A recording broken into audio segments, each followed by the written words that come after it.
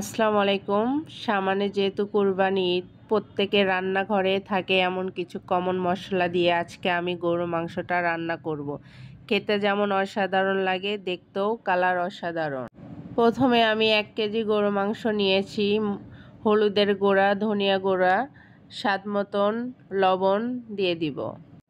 মাংসে আমি মনে করি গুঁড়া মরিচের চেয়ে শুকনা মরিচ, কাঁচা মরিচ বাটা দুইটা সমান পরিমাণ দিলে দেখতেও যেমন কালার সুন্দর আসবে, খেতেও টেস্টি হয়। রসুন, জিরা, আদা বাটা দিয়ে হাত দিয়ে সব মশলা একসাথে মিশিয়ে 30 কিংবা 1 ঘন্টা রেখে দিব।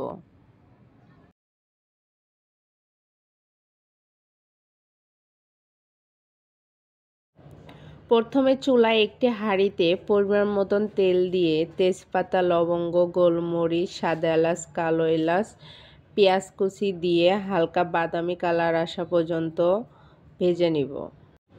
হালকা বাদামি কালার আসলে মাংসগুলো দিয়ে দিব।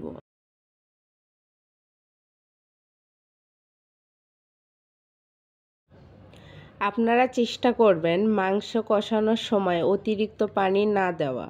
মাংসের গায়ে থেকে যে পানি উঠবে ওটা দিয়ে কষানো হবে।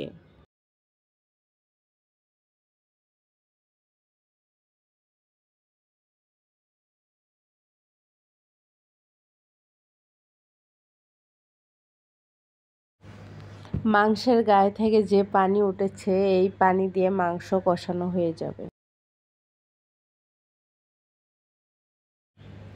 যে কোনো মাংস কষানো যত ভালো হবে মাংসর স্বাদ তত বেড়ে যাবে।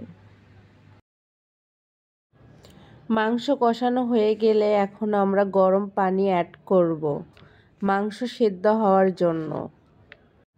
আপনারা আপনাদের প্রয়োজন মতন মাংসের ঝোল কমিয়ে বাড়িয়ে রেখে দিতে পারেন। চুলা থেকে নেমে নেওয়ার আগে ভাজা জিরা দিয়ে দিব।